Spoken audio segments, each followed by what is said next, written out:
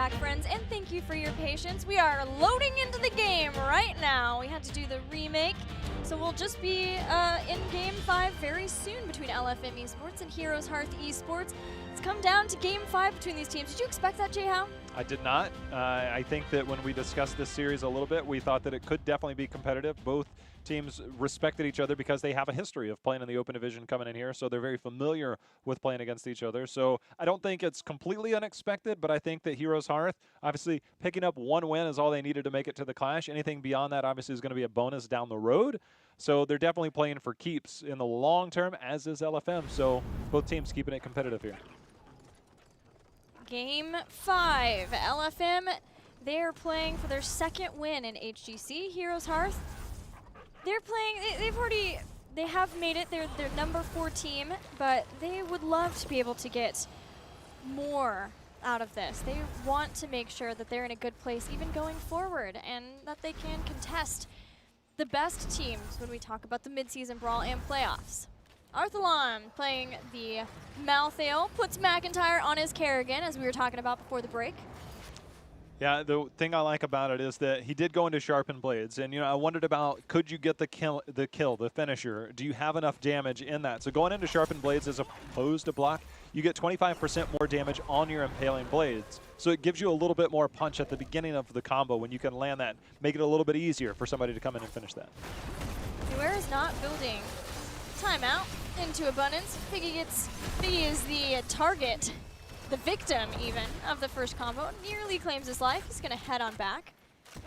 But the Aware is building not into the Abundance build that we often see on this map thanks to the prevalence of the globes. Instead, live and let live. This is a build that's all about the Aware's positioning. He has to make sure that he's above 75% of his health in order to get the Life Blossoms at level 7, if that's what we see the continued go into. Movement speed with Exuberance at level 4, and then even having the cooldown reduction here at level 1 with Live and Let Live. But it's more of the single target healing. It doesn't sacrifice your health as long as the Life Blossoms are there for you. And we had talked about combos and the reliance on Abundance. This might be Aware's way of trying to make sure that that's less of a problem. Yeah, I 100% agree with you. We'll see how that plays out. Camps have spawned. It looks like HeroesHearth is going to turn their attention over to their siege camp. You could see on the minimap there was a potential invade or potential gank attempt onto the Malthael up top. Unsuccessful, so LFM will turn their attentions to rotating back down and regaining control here in the mid. Camp starting for HeroesHearth. Nothing of the sort for LFM as of yet.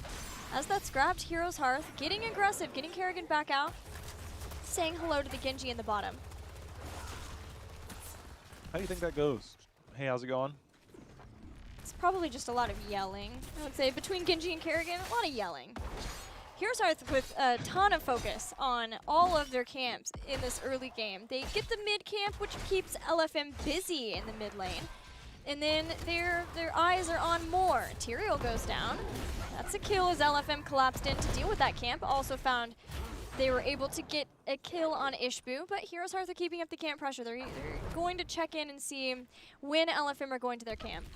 Yeah, and the point that you just made about getting the camps to gain control over the rotations and things like that definitely work in your favor, but the minute you give up a kill, it definitely disrupts that. And what your strategy was, potential plays you can make off of that are much more difficult. And I think that the Tyrael death there is not good, but the fact that HeroesHearth has had so much control in the early game, the failed gank attempt top, HeroesHearth has a substantial lead, and they had so much aggression that they actually forced out Molten Core directly before the Shrine phase. That is a major thing to use. Yeah, it's a huge win for HeroesHearth, even despite that one kill. Nice combo. There's no getting out of this, Aware, especially when you've got boops and grenades.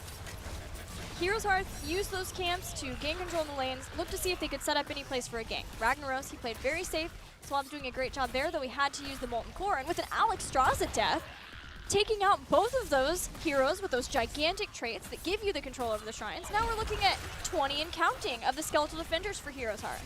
Yeah, give it away now. So Figgy coming in, McIntyre just misses, and instead Kerrigan turns her attention onto ETC and Figgy flying in there. You saw Kerrigan go, she gets the reset when she gets the Q, or gets the kill off of her Ravage, which is her Q ability. Dove in and then dove directly to another one, and Figgy just barely missed catching Kerrigan in that rotation. Yeah, with that stun too, he didn't get the power slide the way he would have liked. Dragon Queen now here. McIntyre gets thrown back. Drayden chasing down, getting the kill on Kerrigan now. HeroesHearth, Crowan in danger. Drayden wanted the second reset, but he'll jump back out. Swabs comes in. They get the final few, and even though LFM were late to this shrine, they lost the Molten Core, they lost the Alexstrasza, they still end up claiming it, and that's the power of this composition. That's the power of the composition. Arthalon staggering the death just a little bit. They get the bait over as Ishbu, making use of that Eldruins, will keep quite a bit of punishment coming their way, but Ragnaros instantly moved up to the mid lane, Gilly. So this is going to be the rotation where LFM has an opportunity to maybe take the wall and then prime up this one and then move forward. But with the aggression so far, they're looking to maybe take more. Core is taking about a third of its health and damage as the Punisher falls. The minions still here to soak up the shots for the moment. LFM aren't going to get the fort, but they do get the well. McIntyre jumping in, the combo set up. Figgy power sliding out of that, saying no thank you, and Ragnaros has already moved to the top. Despite losing those couple of kills, LFM, or well, the one kill in Alexstrasza, LFM now getting back into this game with a couple of kills they got, the Punisher, and things are back to business for LFM and their shrine composition. Yeah, taking full control is kind of how, when it happens for them, it's not just like coincidental, it's not just like one thing, they just take so much control. Drayden hanging out in the bush there. Gonna swift strike through, trying to get some structure damage. We'll see if Figgy gets a slide in. Ishbu with the dodge. HeroesHearth goes back to the plan as before. Get some camps and make some opportunities for it. Set up this Kerrigan for success. Try to get some of the combos in so they can get kills, especially since they're falling slightly behind in experience with all the soaking that LFM has been doing and focusing on. And LFM, this is a team that we have talked about it. They've struggled quite a bit with their macro game, but here in Game 5, they've done a great job of making sure that they're keeping up their soak, even without their traditional global of having the Dahaka. Yeah, they're in a dangerous spot as HeroesHearth. They're basically on the enemy side of the map. Level 10 is really close for LFM. That's picked up. Yeah, they got to back out for there. But yeah, you know, they've definitely been trying to find ways to win objectives, not just through team fighting. And now they were able to steal away that last one despite giving up those few kills. This time around, they'll have the Dragon Queen and Molten Core most likely available, which the Dragon Queen alone kind of came in and gave them that catch-up potential in the last one. Now that's going to be even more difficult to deal with. So HeroesHearth might be forced to try and take a team fight, or at least aggress a little bit early to see if they can get a Punisher for themselves. Yeah, we'll see if HeroesHearth is able to force the same kind of opportunities right before the shrine that they did with the last one. Whether it's a kill, maybe the Molten Core with a hard push, but an LFM this time getting a lot of the camps and dealing with HeroesHearth more effectively. I don't think that's going to be the case, but we'll see. The next shrine's going to be in the top lane. Swabs really hasn't left that lane except maybe to soak in another lane. And then he came down. He was sort of moving out of vision range too, starting the rotation down if he was needed for that mid camp when HeroesHearth were considering contesting it.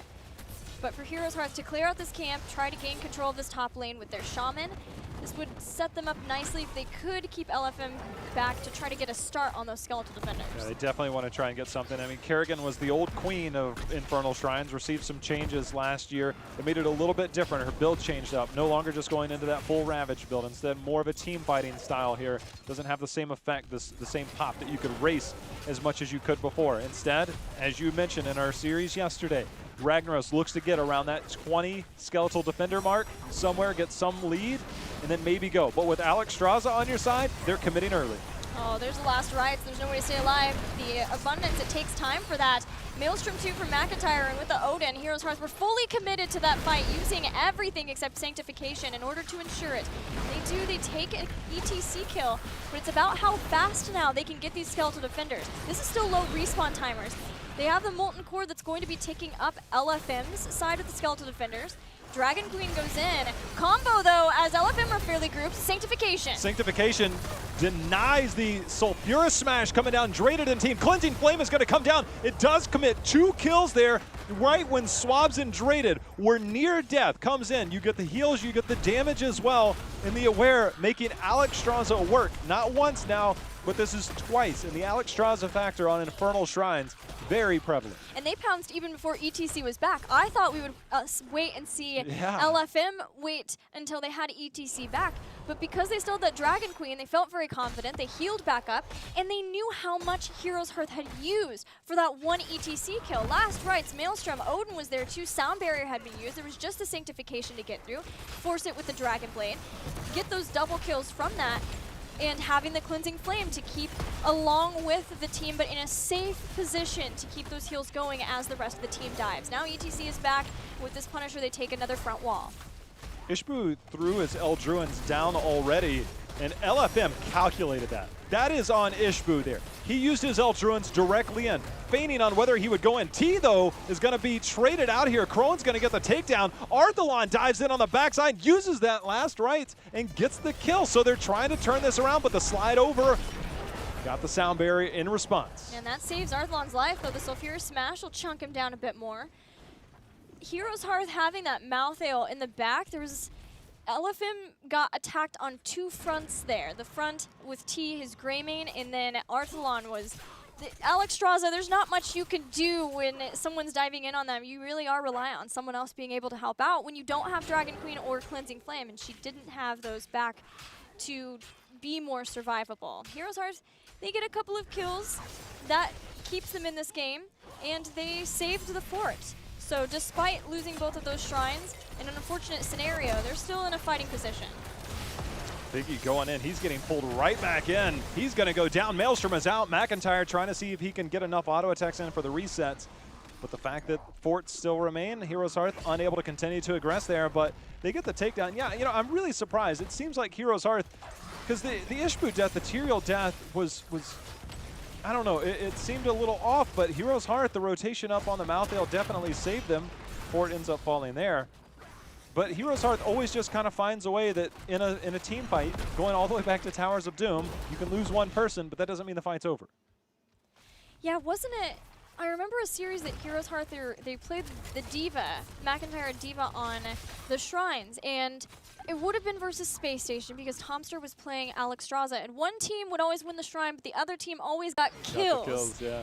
And so it was kind of the same situation that we're seeing here, where despite a team winning Shrines, they never are actually getting something. And I'm pretty sure HeroesHearth, in the end of that, were able to finally get a win in the fight as well as the Shrine. So as long as they're in a fighting position, which they have been, then they always have opportunities to be able to win a Shrine on their own and start getting some more successful structure pushes going on as we get into this later game.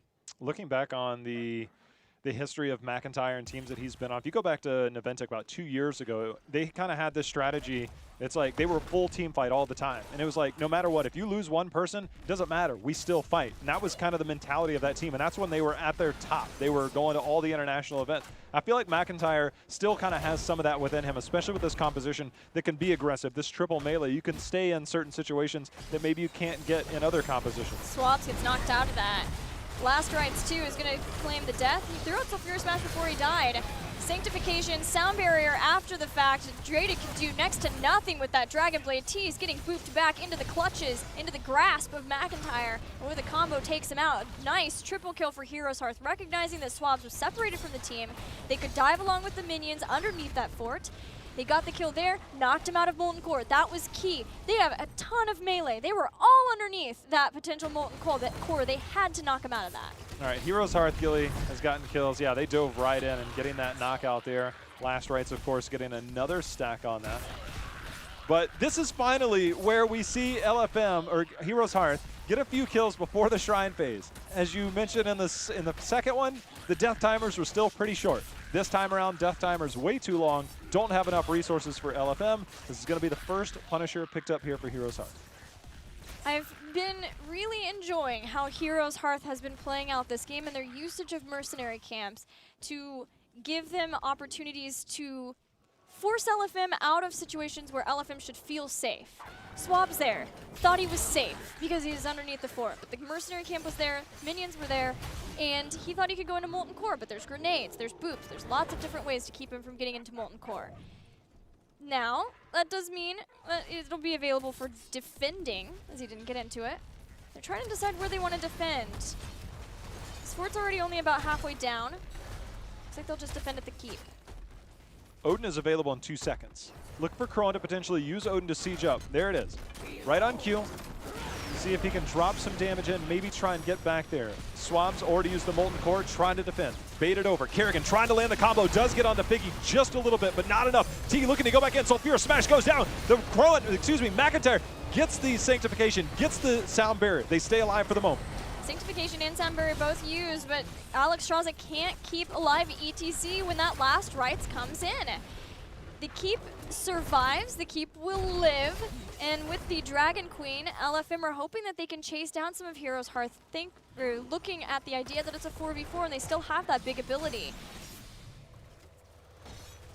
It's the Alex Straza versus the last Rites, especially when Abundance is placed. The Abundance placement, it's a 3-second. You're trying to make sure that you can keep alive in that. They placed it down because ETC wanted to be aggressive, and the combo came in. It was a good placement to keep him alive through the combo, but the sheer amount of damage after that made it successful so that he could get the last Rites, and we're starting to stack up that cooldown reduction.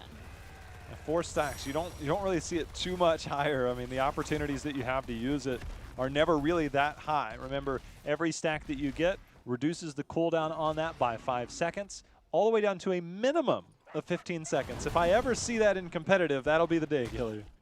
But with 20 seconds gone, that is already looking really nice for HeroesHearth that they have it up that often. HeroesHearth on their way to 20. LFM, they've got a mountain to climb to get back into this game.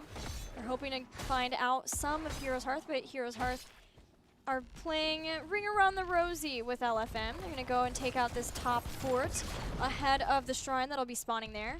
LFM just looking to trade out structures if they can, but with that fort going down so fast, HeroesHearth could push this forward. Yeah, the scary part is that LFM pushed that in, but if they give up, I'm actually surprised HeroesHearth, they recognize they were hearthing back. If what they could have done, HeroesHearth already had 20. Had they taken down that keep wall, the next Punisher is in the top lane. Softening up that lane for HeroesHearth could have opened up a potential win condition. Instead, they opted to back out, don't want to give up. And the reason being, I think in their mind, is that you can trade, but it's in the long run better for LFM because they can get closer to 20. Yeah. And by giving up that keep wall, the trade is nice, but then you'd be fighting on 20 versus 20 over a shrine. I don't think they were willing to give that up. Also, if they push in much further and they were at the keep wall, maybe they were also worried about Molten Core flank, the Dragon Queen flank too. But then again, not expecting, oh no, Figgy. He gets out okay. Not expecting LFM to be willing to attack them without 20, but they make the safe call, and it's still working out for them. They go back, they get their Shaman. Now they're getting aggressive again since they've pulled LFM back. And they'll have a double Shaman camp in the top lane. The double Shaman camp, they'll be able to push in. Molten Core has been used. Tyrael trying to provide the shielding.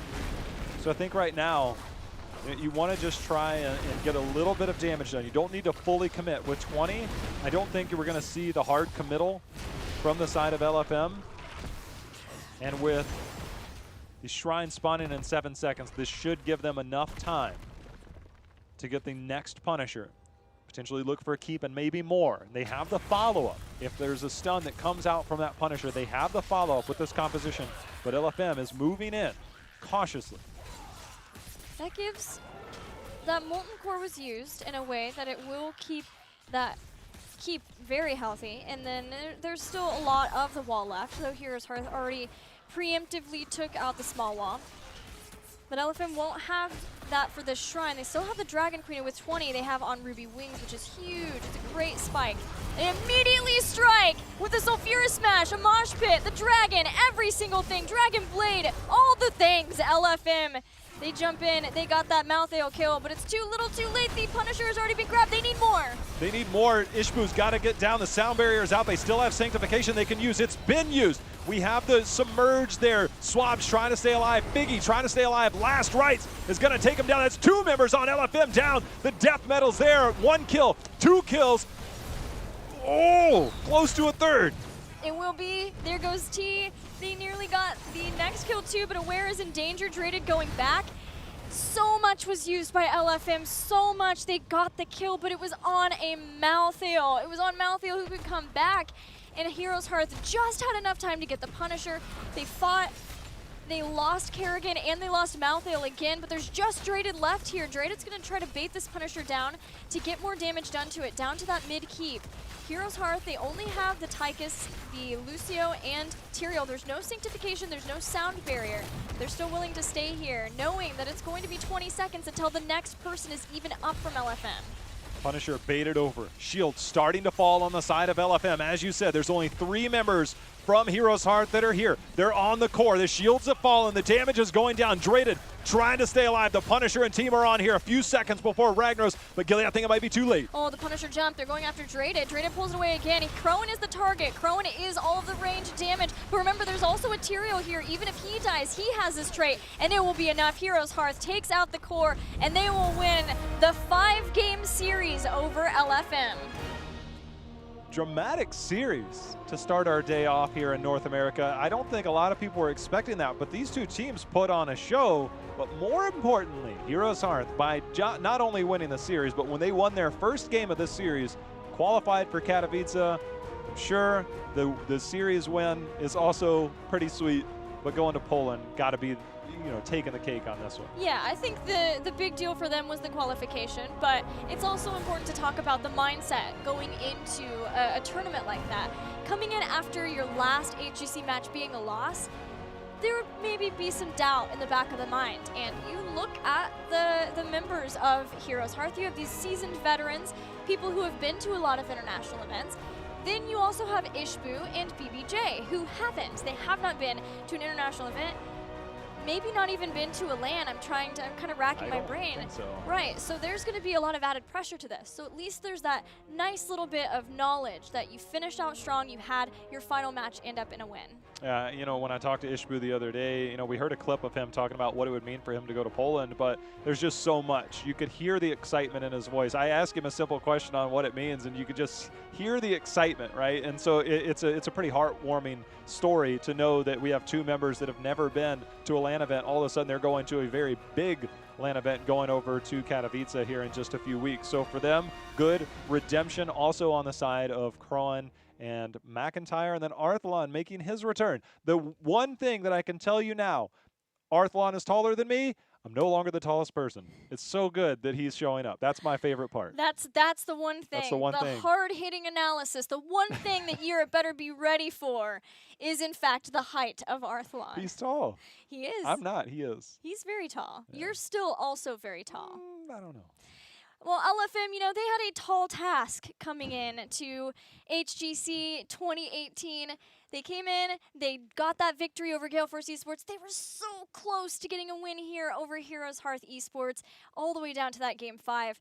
LFM, they have a promising future, J-Hop. They have a promising future because every time I talk about this team, it's been a matter of, all right, they can come back from games. They can find their way back in. They're an exceptional team-fighting team.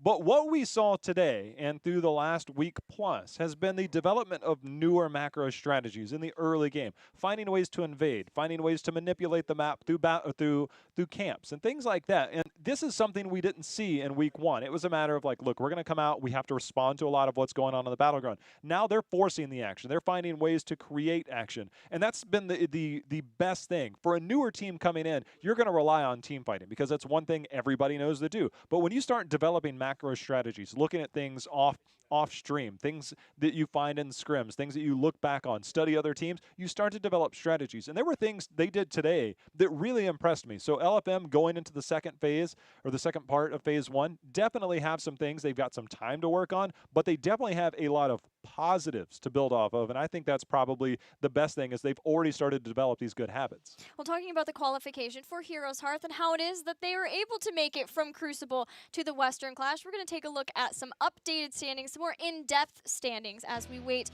for BBJ to join us and talk to us about what it means to him to be able to qualify for the Western Clash.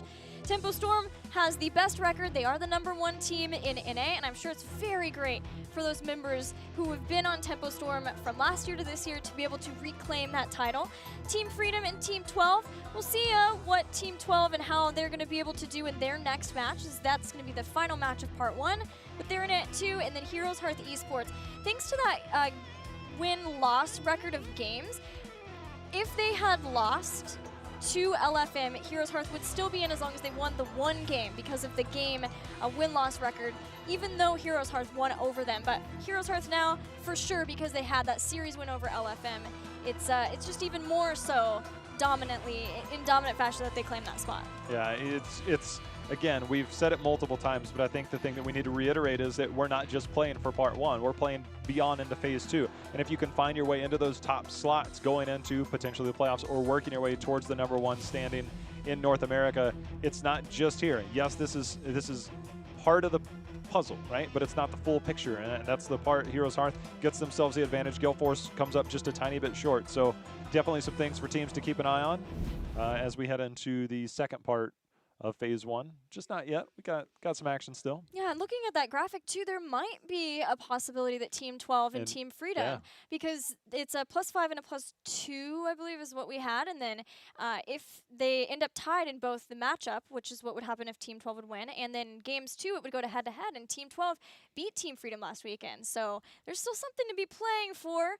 We'll check on that during the break, but first, let's check in with BBJ. Congratulations, BBJ. You guys got the win, and you're going to the Clash. How are you guys feeling about it? We're feeling pretty good. Not as clean as we would have liked it. Had a few struggles, but LFM's definitely improved a lot since the beginning of the season, and even since we've been playing in Open like a year ago or whatever. So we're feeling all right. Well, you guys have you, yourself, and then, of course, Ishbu, who are going to be kind of newer to the international scene, lands too. What are you guys' goals going into the Western Clash then as a team? I mean, our main goal is to just improve, learn as much as we can from the losses and to take Dignitas out of the tournament, give NA some hope. We're going to cheese them so hard. It's going to be great. Is that the EU team you're most looking forward to playing against? Probably. I mean, it'll be interesting to see how we compare to the other, middle of the pack EU teams. Just see how far NA is from EU. But yeah, we're gonna knock Dignitas out. Well, good luck to you with that. I'll send you over to Jayhan, BBJ. BBJ, congratulations, man. You said today wasn't as clean as you had hoped for. What do you see was the struggle today? Is it something that has been a known struggle, something to work on going into the Clash? What seemed to be the problem that wasn't as clean as you would have hoped for? Our drafts have been a little wonky lately. We kind of win with something and then latch onto it a bit too hard. And then even if we play something that we know is good, but we lose with it, we kind of shy away from it a bit. So it's just figuring out the middle ground kind of what drafts are winning and what drafts are losing, but still good, even though they're losing drafts.